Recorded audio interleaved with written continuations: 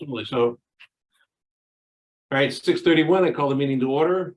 First order of business is exiting to executive session. So we have to have a roll call vote to do that. Need a motion explaining the reason why you're going into exec session and the particular matter as well. Okay. Motion first. I move that we enter executive session to discuss legal strategy relative to the enforcement of the protective covenant on 84 Main Street. Do I hear a second? Second. All in favor by roll call vote? Zulick, Yes. Barrington, Yes. Upton, Yes. and Smith, Yes. Pasamato. Yes. All right, let me boot some people out.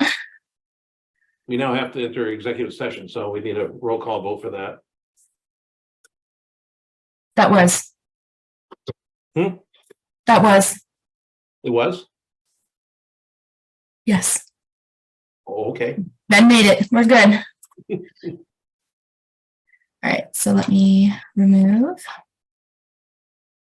And let me lock. All right, and I'm going to tell all the minions that it's ready to come back.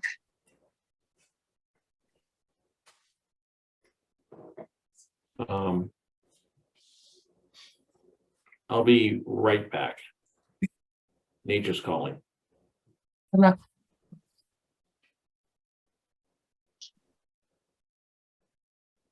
Hello. Yeah.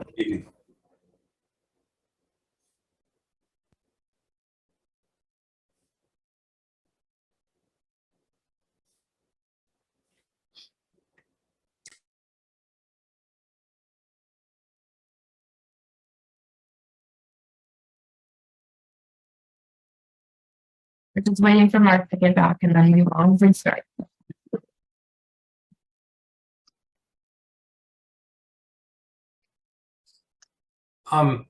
So I think I got on the commission about 10 years ago. This is the first time I recall just not having a single public hearing at a meeting.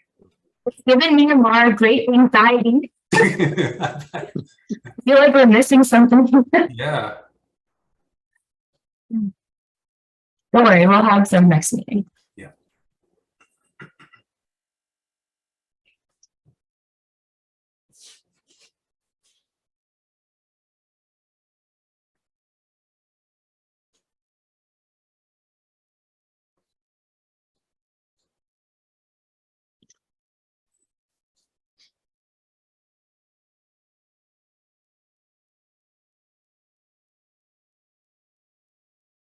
All right, so first up is, we don't have any public hearings, so I'm out of sorts.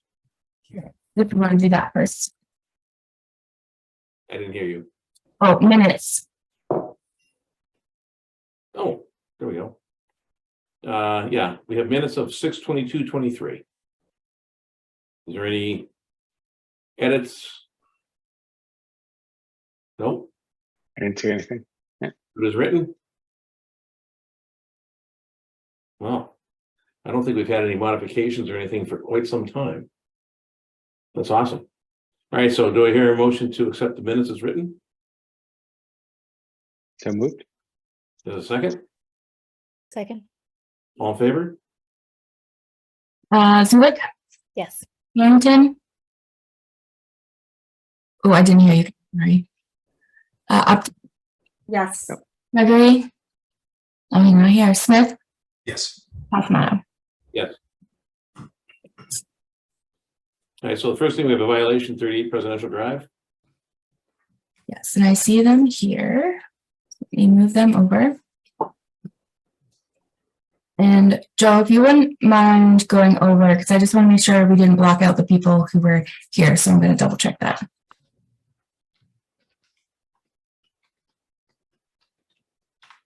Good evening. Good evening. It's so good to see Melissa and also all the commission members tonight. Get a little one there. Yeah, it's at the corner, and I feel like he is so excited for the meetings, and whenever There he we feel like he should leave, and he doesn't, he will just get up and get ready for the meeting. And earlier today, I actually was joking with my husband. I was like, the little one should feel really familiar with the commission members and also Melissa, because when he was about 2 to 3 weeks old, and we got the first call from Melissa for the site visit, and now he's about 8 weeks.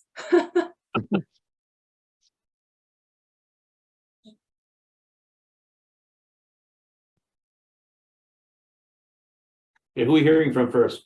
Is it Joe? Oh, sorry. Yeah, so I think Melissa did send an email out just describing that we met at the site with the property owners and took a look at the current edge of the wetland, based primarily on doing soil augers to see what the disturbance out there has been. So there are some locations where there is some new sandy material that is in what would currently be considered wetland. In some of those locations, there's also an older fill layer several inches deep. So you have a newer sandy material, and then what would have been the A horizon before the sandy material was placed, and then below that, the original A horizon that was buried at some point in the past. But anyways, we went around the back of the yard. I did a number of augers, and we looked at the approximate, pretty close to the actual delineation point where I would be hanging flags. And Melissa took some pictures and got some notes on those locations. And I think she has forwarded that information to the commission. So there are spots where there is some new material in the wetland. And I don't know if Melissa has anything that she wants to add to that. No, I think I sent you all the kind of approximate areas. I didn't get my hands on a GPS to kind of put them in the more approximate space. I think the only one that might be slightly high is this one a little bit. It might be a little bit further back, but yeah, the other ones, it's nice that Google Earth had a recent aerial, so it was a little bit easier to plot these without those coordinates. But it's really the area behind the home that I think has had the most kind of impacts, and kind of over here where more of the garden area is. It definitely kicks back a little bit further than it used to be. But kind of behind the home, it's creeped up a little bit farther than on the original approved plan. It seemed to kind of jog out a little bit as you go to the left of the house. So we did talk with the homeowners a little bit about kind of what to do in the meantime in terms of pulling back that sand, and if there were any other areas that maybe they weren't going to utilize in the meantime, that they could either allow to revegetate or just kind of leave as that wooden state and kind of as is.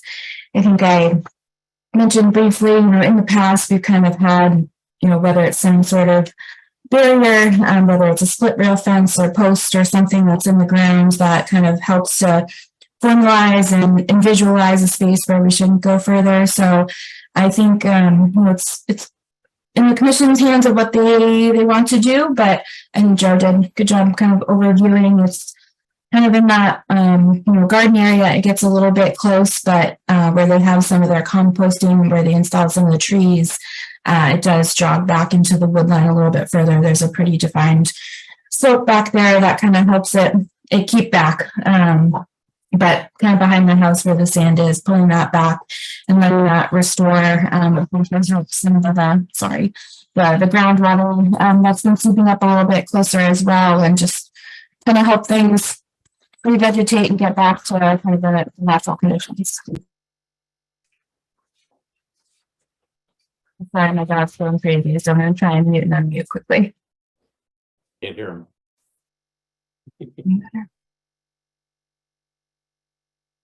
Any questions or comments from other members here?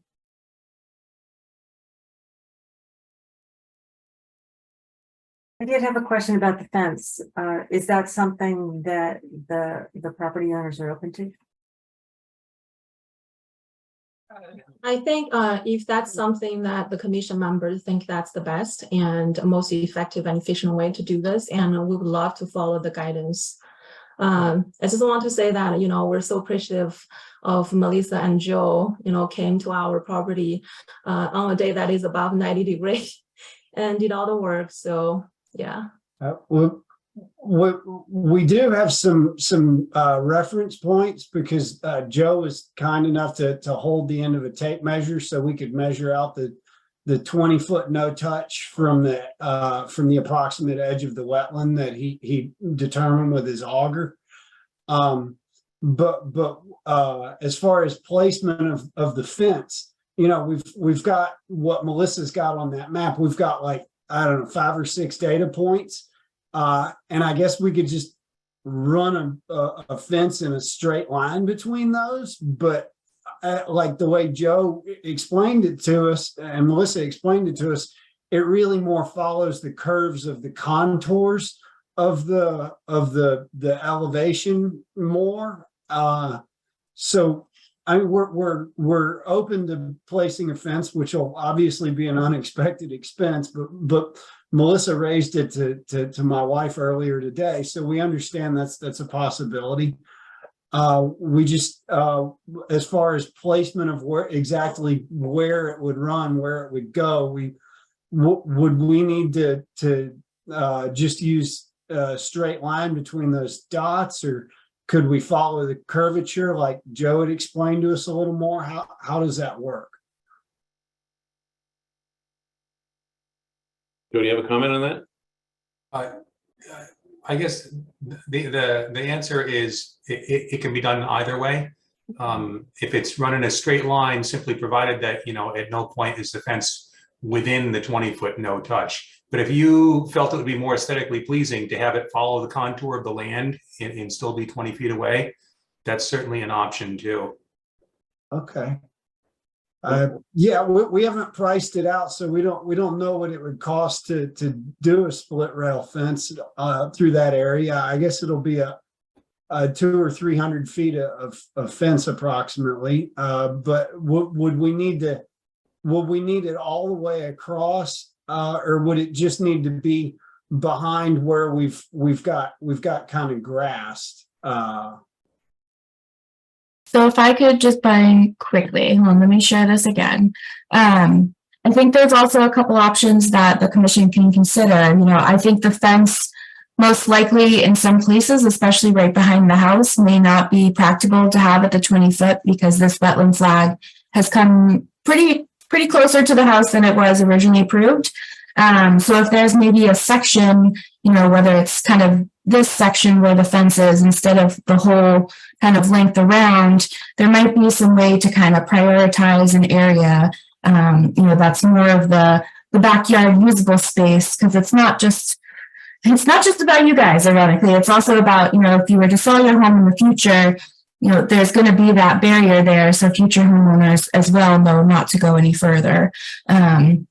So that's one thing to take into consideration, that maybe it's not the whole length of the backyard. Maybe it's just kind of in this opportune area right here to kind of put that segue, or boulders or sections or something like that, just to make it more difficult to go behind.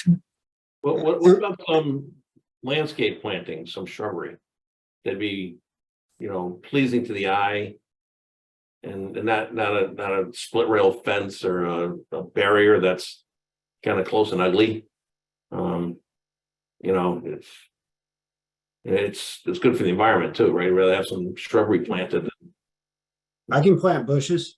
The other thing Melissa mentioned was that we might be able to, even though I ruined the grass line when we moved in by putting sand across part of it, if we could reestablish the grass line that existed when we moved in, that would give us more of a straight line across the backyard, because the wetlands delineation that Joe found in many places is 30 or more feet from the grass line, in from the edge of the grass. And Melissa explained to us that grass can grow on top of the wetlands and that we're allowed to maintain that grass. And I don't know if I messed up our ability to maintain that grass that's underneath that sand, but if I can pull that sand back from the part that's clearly beyond the grass line, would we be able to reestablish that grass line? Like, because you can kind of tell there's a big circle of sand in the middle there, and it kind of the original grass line kind of bisects it. Would we be able to reestablish grass in the area where there was clearly grass before, or are we going to have to bring the fence back up around where I put sand? Did I ruin the grass line thing? Yeah, like we mentioned at last meeting, so those stand, we just put there temporarily. It's not like permanent. So we stopped doing anything is because we got the guidance from Melissa that, you know, Agent Danza, we should not do anything before we have a decision. But those stand we put there, there's just a temporary. Yeah, There we're are going to grass pull that it back. We can pull it back to that grass line, that original grass line, no problem. And then we could put the bushes or the split rail or whatever the commission needs us to do across there, because otherwise we're going to have like this half circle of fence or bushes carved out of our yard. Melissa, please correct me if I get this wrong, but the extent of the yard that was there when you moved in, you can certainly maintain that going forward. If you pull the sand back, and as you pull it back, the grass will be dead, of course, but you'll still find it down there. And you can, rejuvenate that grass, spread on some seed and grow it back. Maintaining the 20-foot no touch in your case in a good part of your yard is simply going to mean not further impacting it. There's already grass existing there. Yep. But not further impacting it by placing fill or structures or whatever. And the shrub or hedge that Mark was talking about, would go through the lawn area and would serve as a marker that this is the no touch. And then Mark, the other thought that occurred to me, I can't remember, what was Carl's favorite marker? The stakes. Markers. Excuse me. Thank you.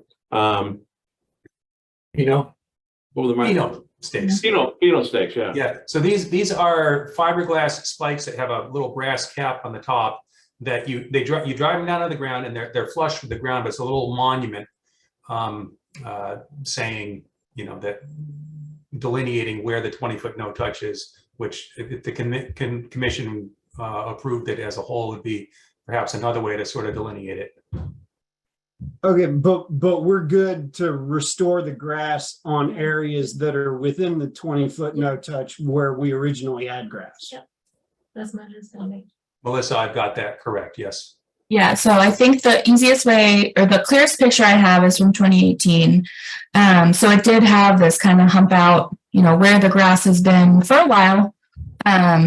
So this was kind of right after the house was built, about 5 years after. And then it kind of slowly got expanded throughout the years. And then when 2023, so you can see it's a little bit of a difference over here. Oh, okay.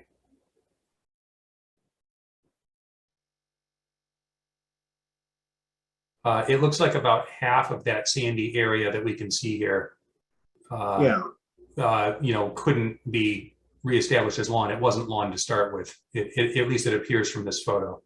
Yeah, it's about half the circle is on top of grass, and about half of it is not. Okay. Yep. So I can pull it back out of the half the circle that's beyond the grass line. And the grass is already popping up through the sand. So it's pretty easy to tell where that's at. So even within the grass, if it's within the 20 feet, one of the prohibitions within the 20-foot no touch is there's no fill. No fill can be placed within that.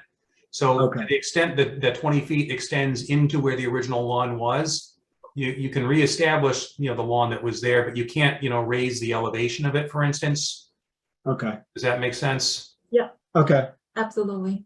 So we need to get, because I think all the sand is within the 20, well, it's within the wetlands, but it was, half was previously lawn. Right. So right. we can't elevate that section of the lawn, so we need to get all the sand out of that area And Yes. restore that. and restore the lawn there. Yep.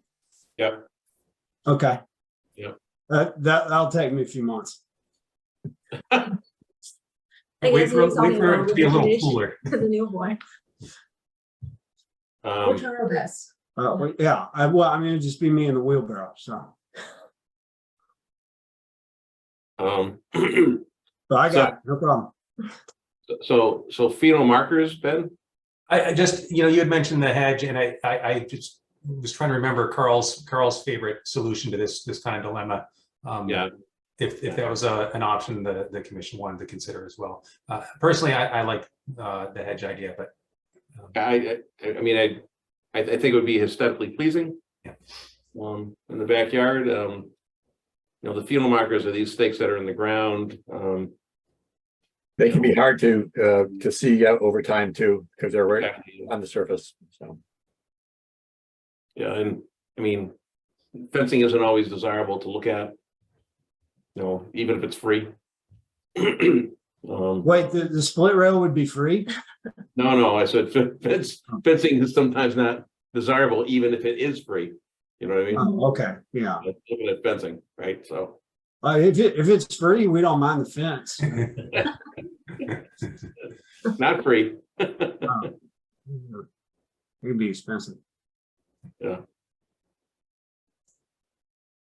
Great. So I think it sounds like in the meantime, I'll work up kind of a temporary memorandum of just kind of what we discussed tonight. And then Ian and Jacob, I'll work with you on kind of what that final, whether it's a hedgerow or something, would kind of look like, and just kind of work on a general timeline just to make sure we have kind of checkpoints to keep kind of things on track and things moving so we don't lose track of it.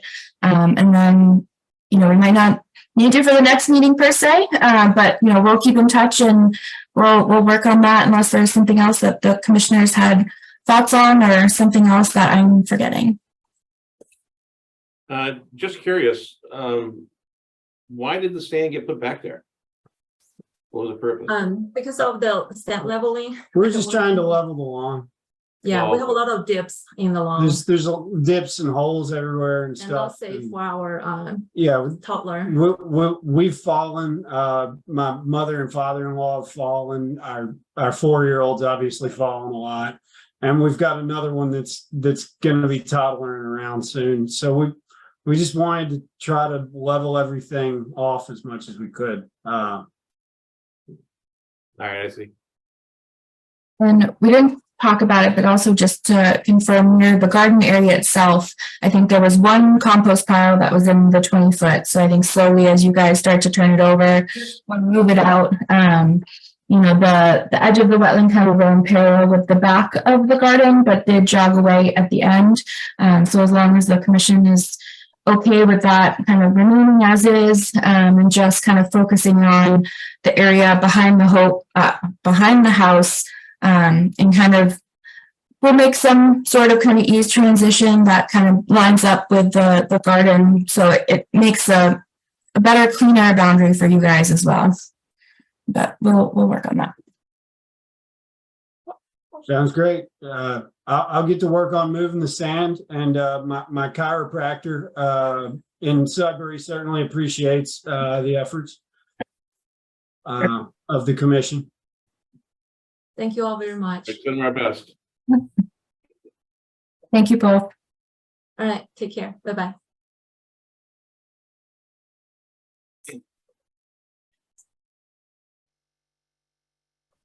All right, so next is a request for invalid certificate of compliance, 0 to 18 Lovers Lane. Yes, so this was the Hasiotis' property. They are selling their home. And I don't think I see anyone here for it, but essentially this was a project that was never completed. So they are requesting for an invalid certificate of compliance.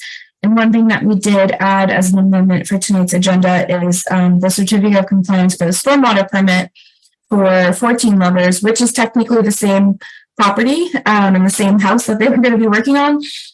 This was closed out, the wetlands permit in 2018, and this was another oversight. So thankfully we caught it.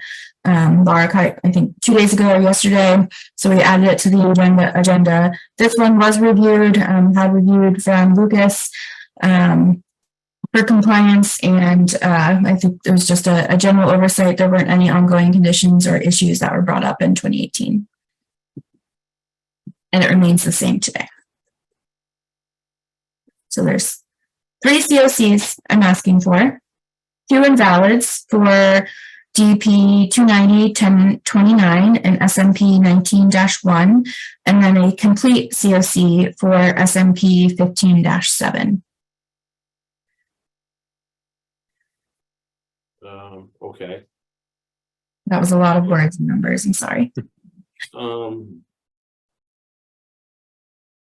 So I'm a little confused. So do they have an invalid COC now? No, so they have an open permit that is valid for, I think it was the construction of the paddock and barn adjacent to the house, and they never constructed that. So they're just asking to close out the permit, certifying that the work has not been completed. All right, so what's the request for invalid certificate of compliance? Is that one that they never worked, that they never completed. So the invalid means work was never complete and we won't, so we're closing out the permit. And that is the 290-1029 and the SMP 19-1. Okay. Two invalid COCs for the same project, just one wetlands, one SMP. And then an old SMP for a wetland permit that we have already issued the certificate of compliance from. So much like the ones that we did at the last meeting to kind of close the loop, this one is just one of those as well, but it was residential, so we didn't quite catch it for the last meeting. So that one is completed and that one will be a complete certificate of compliance. All right, so we need a motion to close out DEP number 290-1029. With an invalid. Invalid. Okay. Is there a motion for that?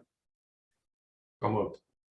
Second, Second, all in favor? Zulik, Yes. Barrington, yes. Upton, Yes. Smith, Yes. Passmile. Yeah.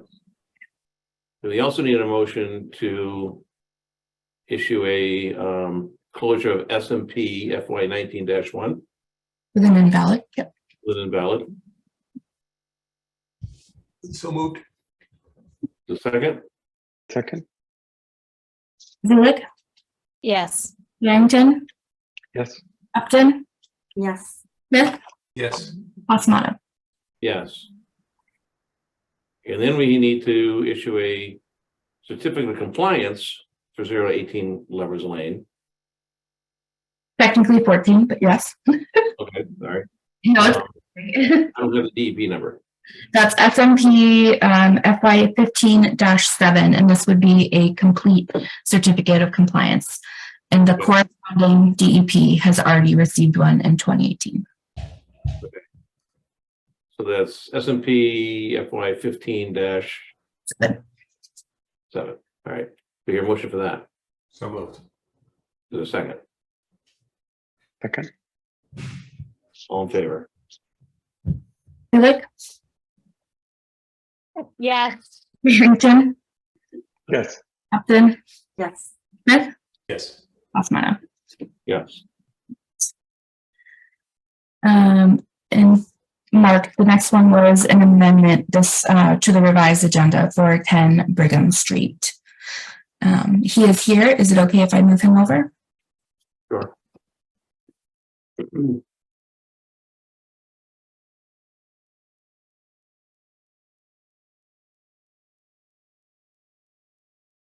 Hi, Good evening. good evening. So we're requesting an amendment to the order of conditions to add a proposed pool in the backyard of number 10 Brigham Street. The applicant who received the order of conditions has been negotiating with a potential buyer, and that buyer wants to add a pool. And Melissa brought it to our attention that we should have filed to amend the order because the pool, I think the pool is about a foot beyond the 100-foot buffer zone, but the apron is within it. So it's different work within the buffer zone, though the work within the buffer zone at the sort of, I guess, the north or northeast side of that lot is not changed.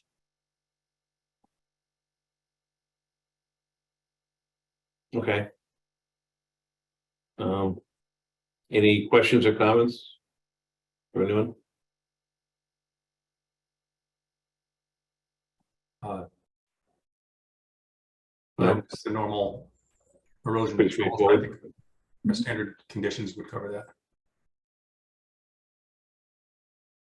Yeah, so do we have a stamp plan showing the changes?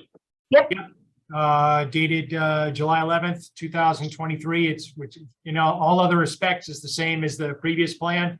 All we're asking is, we're not trying to change any of the conditions of the order, just ask that the order reference this plan instead, which really just shows the pool. Okay. So if we have all the necessary documentation, I think we're good to go. Hmm. I hear a motion to issue the amendment. So moved. There's a second. Second.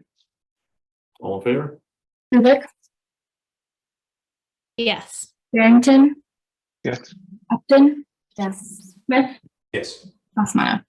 Yes. Great. Thank Good. you, folks. Thank you. I'll stick around for the next item. I don't know how much talk about it, but in case I am involved, so. The director is the engineer. Did you want me to keep him on the panelist side in case we had questions, or move him back to the attendees? Next item, my agenda. Oh, sorry, the mass housing comments for 120 Oh, or 250. Hmm. That break. I guess we can stay in, sure. Okay. I'll behave. Good. So my understanding is these comments are due August 18th. Yes, we did get an extension for both. So we do have another meeting to finalize comments, especially for 250, since we just got that pretty recently. Okay. I haven't seen any plans on these. They're just very preliminary ones, and I can share at least the overview that might be useful for 120. So this is the, and for reference, this is the very back of the lot. So Route 9 is up here at the, well, way up here at the top. And there's the buildings for 118 and 120 Turnpike. For those who've been around the block with us, in this-ish area is where the parking garage that we permitted in 2019 was proposed to go. That was never built. So that access to this 40B would be through the existing access road through the parking lot of 118, 120. There is this wetland here that they have gone around for access to bring up to their apartment building that will have 60 units. And this does break back up to Breakneck Hill, our conservation land.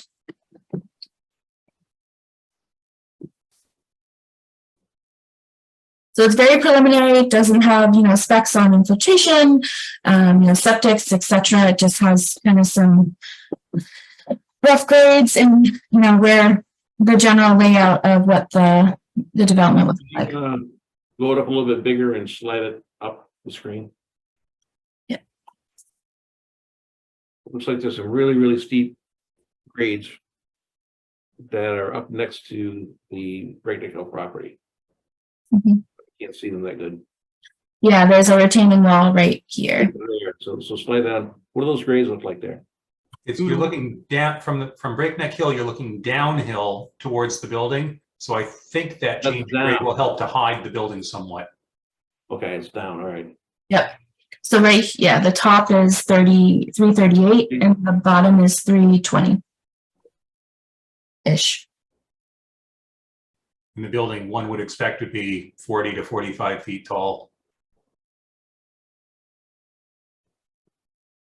Does that sound right, Mr. Petro? I think that's the correct, at least the ballpark. I don't. Yeah, just rough. Yes. Yes. And just for a quick reference on that screen that you're looking at, that number 134 is the building has that you see a big sign on it saying Veristat. If you're driving by on Route 9. And just for quick reference, you see the back of that building is about where the front of the proposed building would be. So anyways, just for reference, if you drive by the entrance here, it's the last of the driveways in the deceleration lane. And as you get there, hopefully you're not at the wheel, maybe in the passenger seat, and you look off to the side, you'll see the building farthest away from Route 9 is that number 134. And it says Veristat, and there's a Bay State Health or something other else as a sign on it. And that's that number 134 on this sign, on this plan, and just for reference.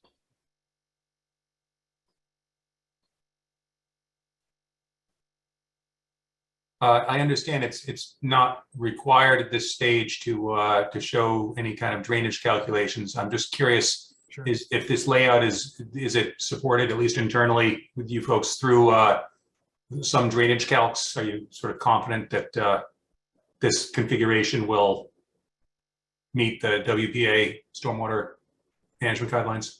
Yes, we are. It's still just rough, but we plugged in some first numbers, and you see there's two different infiltration areas, one sort of on each east and west of the wetlands. And the wetlands was flagged by Goddard Consulting a little while back. And we did already do, if you look over on the right side where you see notation in green about septic system leaching area, that would be under proposed playground and dog park area. And we already did the official soil testing for that. Okay, but not for the stormwater infiltration. Actually, we did right under the one that Melissa's circling the Okay. I'll call it the cursor on, the 42 by 98 area. Yep. We did a whole, we did a hole right under that one, and we were close to the other one. I don't know if we might do another hole under the smaller one to the east of the wetlands. There was a plan that had all the test pits on it, I swear. Yeah, there was the commentary from the our consultant who works with Chapter 40B projects was that it was making it busy. Oh, there you go. They're on the existing conditions plan. Did I go past it? Yeah, you can see them there. All the little rectangles with the circles. Oh, there we go. Yep. Do you recall the name of the consultant? I'm getting nauseous. Kristen Costa, Okay, thank you. if I remember it right, her name right. It was Kristen, I believe, Costa. When it's all black, it just blends together in my brain. Yeah, so a lot down by the leaching area. And not to go too fast, I'm sorry. That's the one there. I think the one comment I did have, James, when I was looking over that didn't seem to be any where the other infiltration would be. Yeah, we may have to go up there again. That was added later after we had done some numbers and said that we needed to have some more detention infiltration. We picked out the first one, number 9, to the west of the wetland when we first went out testing. So I apologize for that. We're going to have to do another deep. But, and we're, it's the entrance driveway coming in is necessarily going to get within 20 feet of the wetlands because we're just restricted by space there, but it wouldn't alter any wetlands. And I think otherwise, we are going to be respecting the town's 20-foot no disturb.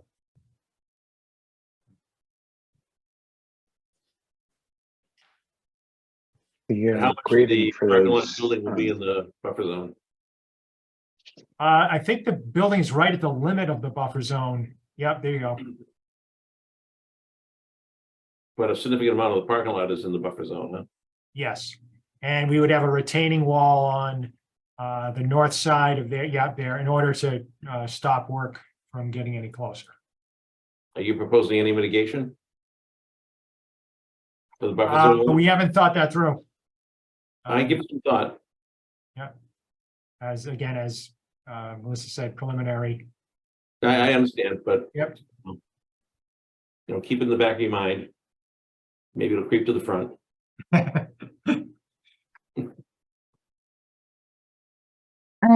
Jim, since you, That's a significant amount of buffer zone right there. since you are here, are you guys eliminating this drainage basin? No, we want to just keep that structure as is. It seems to function fine. Even Sorry, I think I'm talking over people. I did find the original approved plans for this project, for these two buildings. And it did actually at one time have, it called for paved waterways that led to they're 48 by, they're double size plans, so I couldn't scan them in. But I'll send them to, I'll hopefully get them to you on Monday.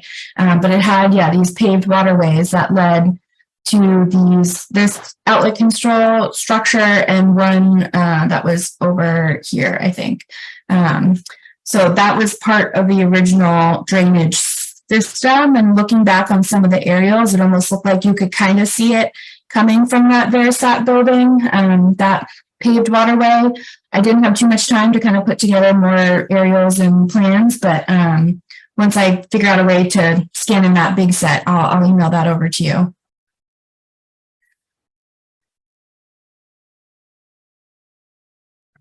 we were, there are sort of existing swales leading from both the east and west side toward the front of that existing drainage structure. And we were just gonna, to the extent possible, leave those in place. But they're not paved or It would be, any other way surfaced. so the drive would be right over where they are.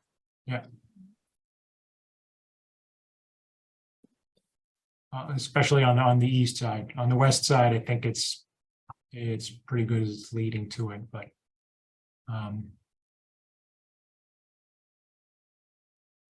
Yeah, because I think where they would either be where your access drive or a lot of your grading is. From here. It'll make more sense, I think, when I get the plan to you. sure. I hope, at least. No problem. I think the other preliminary comments that at least I had put together, was incentivizing, the use of the NOAA Atlas 14 rainfall amounts, and also just being cognizant of the Breakneck Hill Conservation Land is next door. In a kind of off wetlands kind of topic, we have kind of a problem with dog waste. So I think one of our concerns was if there's a dog park here, just making sure that those dogs aren't being let able to roam free and essentially let go on the town property without someone properly picking it up. It's a weird comment, but it's something that we're having issues with other abutters. So it's kind of just in line with what we've been doing with neighboring properties at Breakneck. And also Breakneck Hill being under the care and control of the commission. Mhm. I think one of our comments really has to be, the grading first helps with this to a large degree to hide the visual impact, but along the top of that slope, I think some carefully selected plantings that would fill in sort of quickly could also help preserving the natural feel of Breakneck Hill Farm as you walk along that edge of things. There's a trail right there, right? Yes. Yeah, and Correct. the summit looks right down onto that too, so it's going to be very apparent there if it's not screened. I think it's possible to do some fairly effective screening that may not completely hide it, but will do a good job of preserving the, you know, the Breakneck Hill experience. This is a very important property in town here. Okay, And again, I just want to reiterate that if you take a look at the drive and the parking lot, it's consuming a considerable amount of the buffer zone.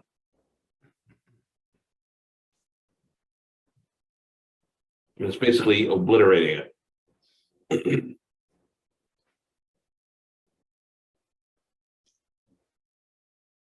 I understand it's a 40B property and there's some latitude, but you know,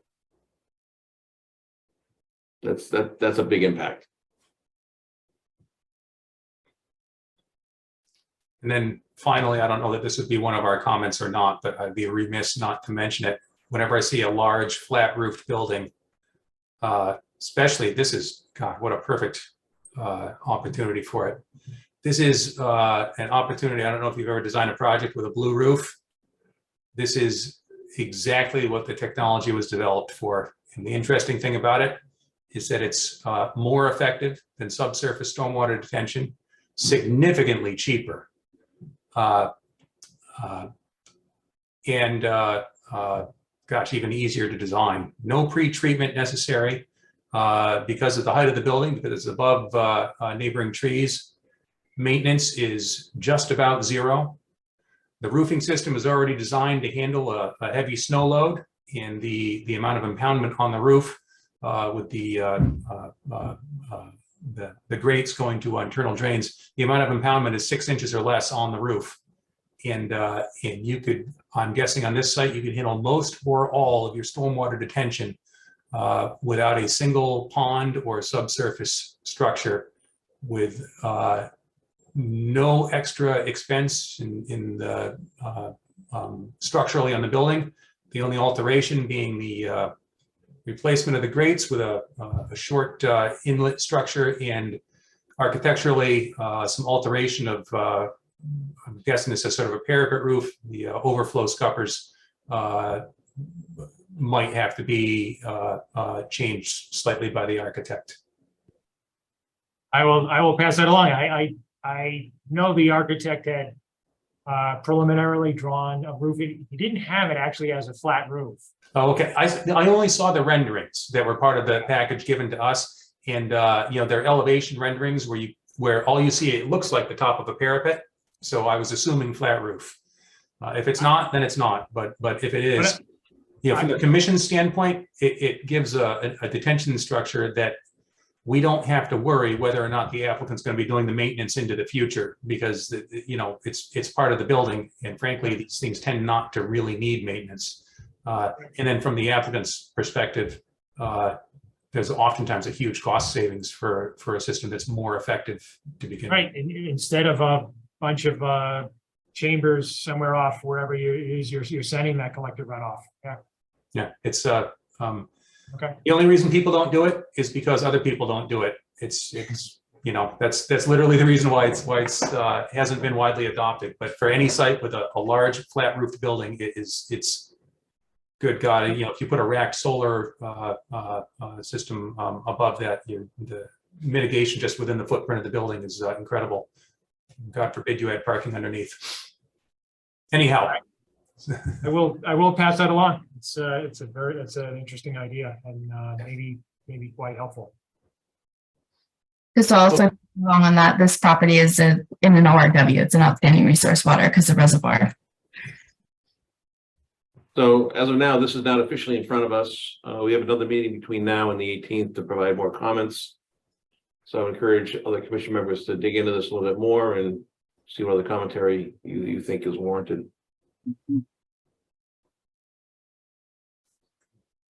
Any other discussion on this for tonight?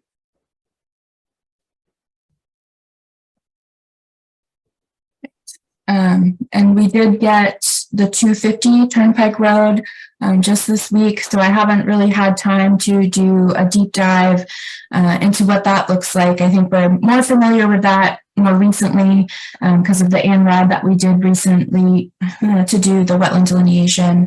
There's a lot more, I think, buffer zone impacts in this one. I only have a one sheet plan. I don't know if that's what's still kind of the current. So this doesn't have the buffer zone, the 100-foot marks on it. So it's a little bit more difficult to show, but instead of coming off Parkerville, they are proposing the access through the existing parking lot at 250 on the other side of that footbridge to head down in between these two wetlands for a similar type apartment building down here with parking. I took a brief look at it this afternoon, and Mr. Tetro, are we going to be seeing a plan with existing and proposed grading and sort of a schematic drainage? Yeah, we have that on the plan that's filed with the state, the preliminary site plan.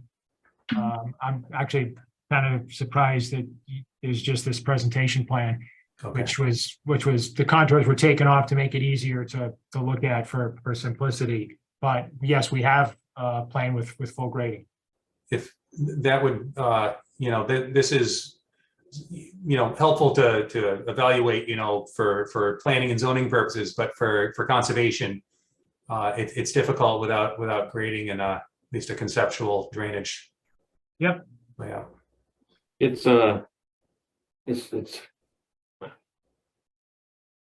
has the wetlands on it, but that's about it.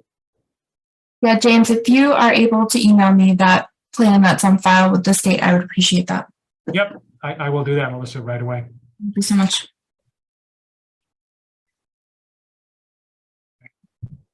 I think there's really too much to say about this one for now. Mark, I did see a hand go up. I didn't know if you want to take comments or not. Well, I mean, we take a comment or two, but it's not officially in front of us, so and we don't really have much of a application for this point. But go ahead, let him in.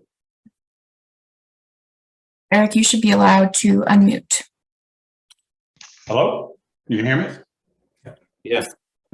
Yeah, so Eric Laser, 9 Skylar Drive. So I'm among many of the local neighborhood that abuts the property.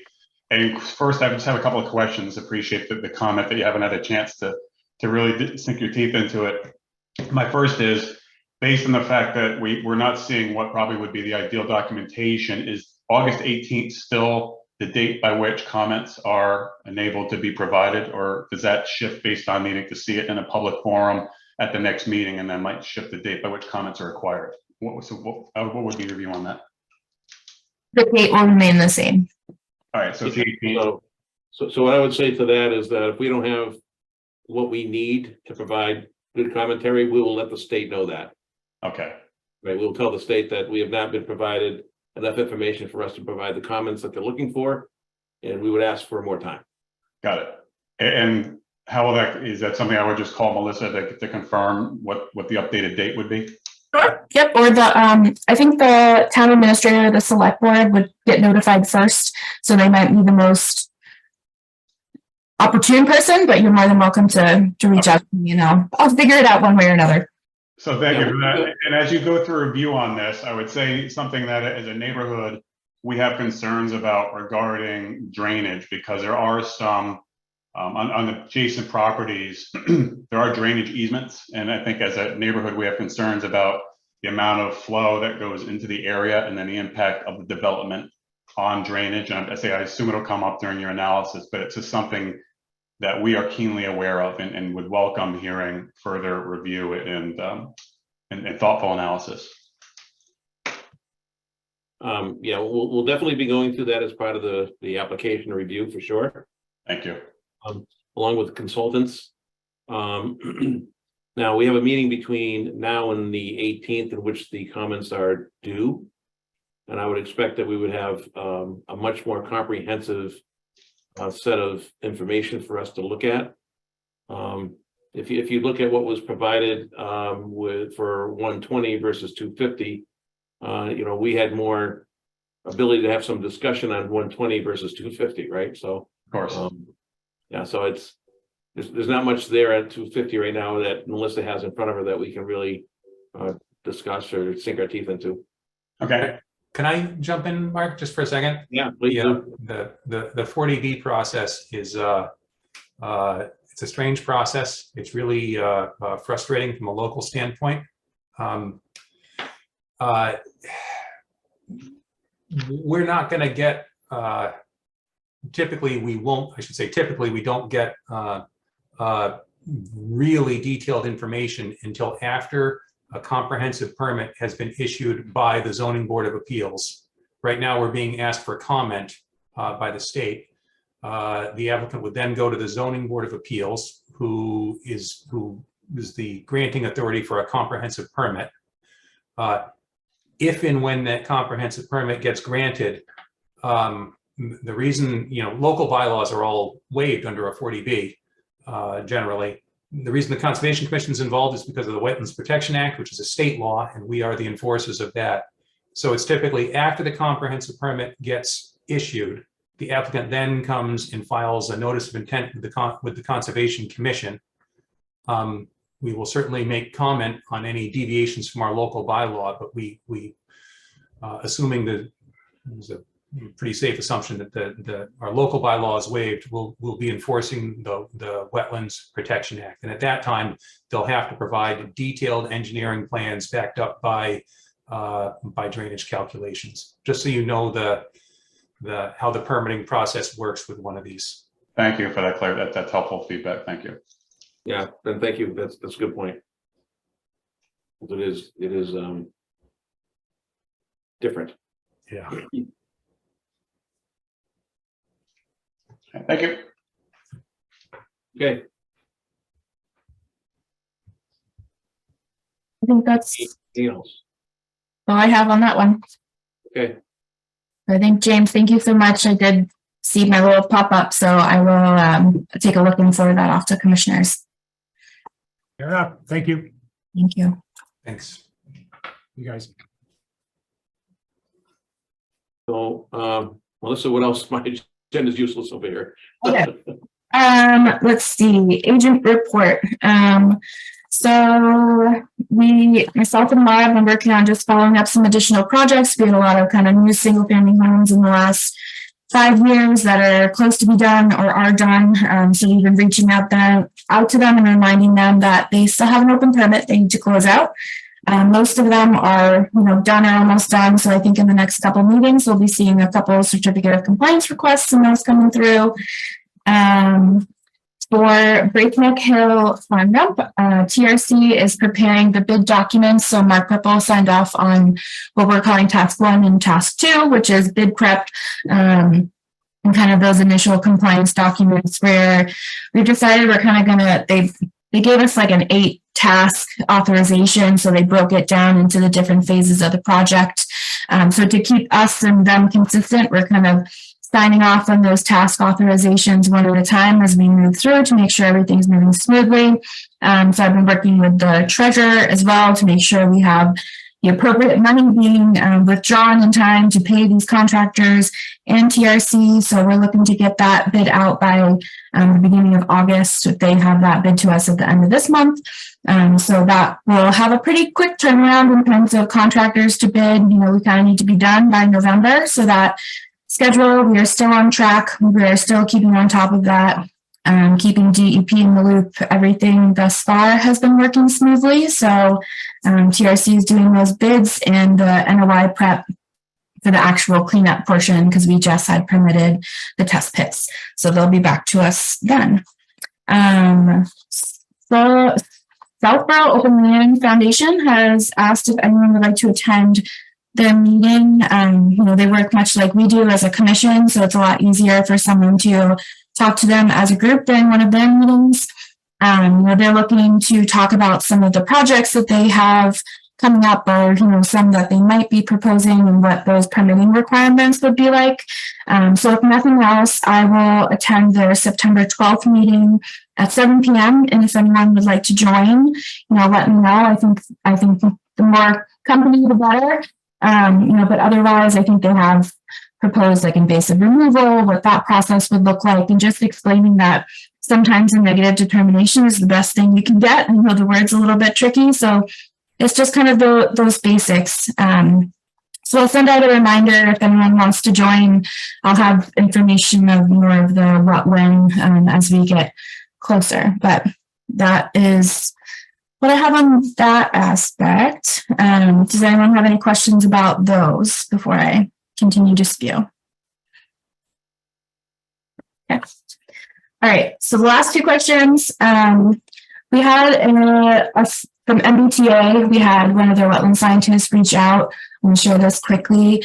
So they're going to be coming in front of us with a notice of intent to do some additional geoprobes. We had, I think through an RDA, had approved them to do right here at the dam.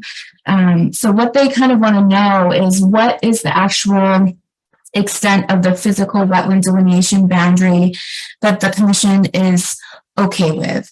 They have this very much well defined and delineated, and that will remain because they'll have to clear out some of that vegetation again to get a barge that will go on the pond into the water.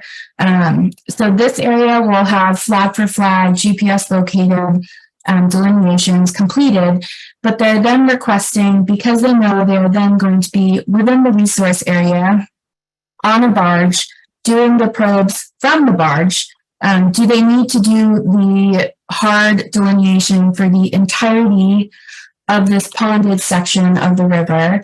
And then subsequently, once they finish these 5, they're going to move their barge downstream to do as many probe locations as they can until they either finish or they are obstructed by debris or something else. They are not interested in doing these probes if they have to do physical work within the river to get the barge through, which is a plus for us.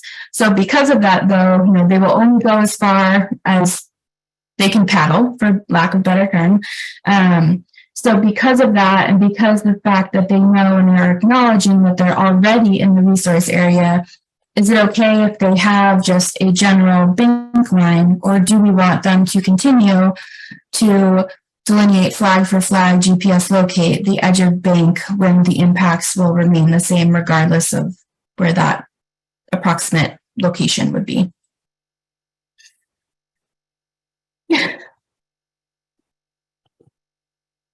They're gonna paddle. Yes, they're going to paddle. So the question is whether or not we need to delineate all this area. Right. So they have already delineated the area that is in the buffer zone or riverfront area that they will be disturbing directly. But for the rest of the pond where they're just kind of floating around and floating downstream, do they meet that definitive banking boundaries delineated? And they're willing to stipulate that literally every single thing they're doing is within a resource area. There's no way around that. They're floating it.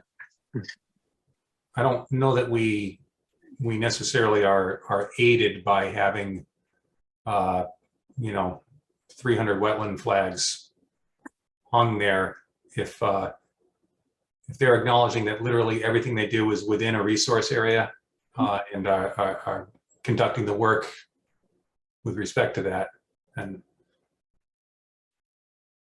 That was if I may add, as long as they're going to be staying in the water, on the water and not coming out of the water at any other point, then I would agree. Yeah, they said they will only go as far as they can get on the barge. They will not take the barge out and put it back in farther downstream. If they can't go any further, then they're going to abandon the rest of those transects.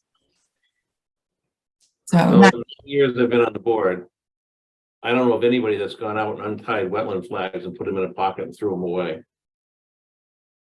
So I'm thinking having them flag all this with, would you say 300 flags ben or something like that? I'm just guessing, but a whole ton. It's not friendly for the economy, for the environment, right? It's just not. So they're going to stay in the water. I'm fine with that. Anyone else have any conflicting thoughts? That's what I thought, but I just wanted to check with you first before I led them astray and they showed up and like, no, that's not what I want. I think, I'm sorry. Okay. Perfect. And then the last aspect, again, just kind of a double checking. The chair of the planning reached out because they just wanted to confirm that this was in direct reference to the Fayetteville Hall and Central Street project, but our conditions for a stormwater permit require limited use of fertilizer, organics, etc., or pesticides. And then the installation of the landscaping, has to be the native non-invasive. But, when it is stipulated on a plan of areas that are just to be loam and seeded with just regular grass, that we acknowledge that grass, is not native, but in areas that are on the plan designated as just loam and seed, regular grass seed as a normal lawn is acceptable, unless we have that specific condition that, something different, whether it's the native wildlife mix, is required as mitigation. I know that's a weird question. I didn't understand the question, to be honest with you. So I think they just want to make sure that they're not in non-compliance by having a grassed area, even though our conditions say it's a little bit tricky and it's something maybe we should reword because the phrasing of it is for landscape beds and like landscaped areas, not just grassed areas. And the only real grassed area on this property too is over the septic, or there's the detention basins. And it does say, loam and seed. So I'm just confirming with you that if it says loam and seed, we're requiring just loam and seed.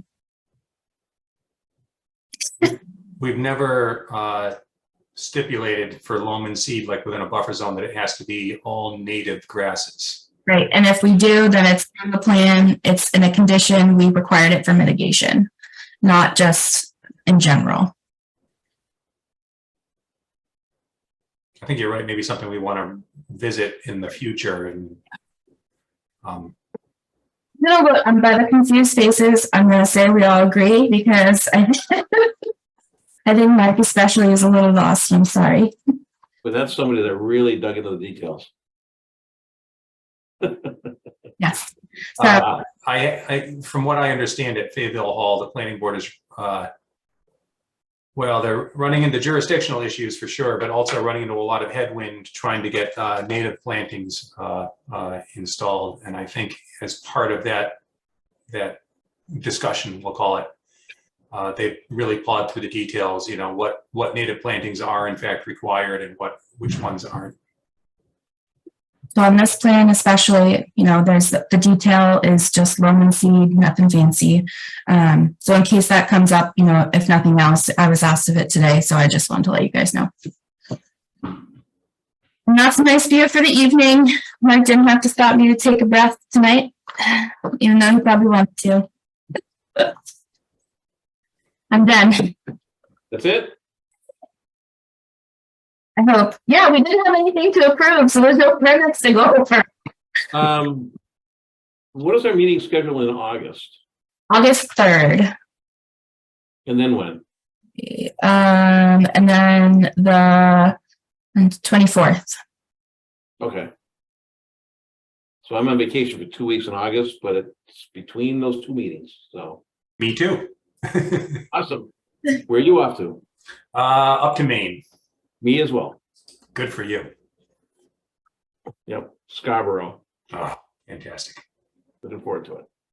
We're right outside Portland. Good restaurants in Portland. Oh, yes, there are. Yes. All right, so with that, do I hear a motion to adjourn? So moved. Whoa. She jumped right on that. Is there a second? My kids now. The kids are still crying out there. Oh, no. I'll second. All in favor? Julik, Yes. Harrington, Yes. Upton, Yes. Smith, Yes. Osmato. Yes. Thank you guys. See you. Thank you. Good night, everyone. Good night, everyone. Good night, everyone. Everyone.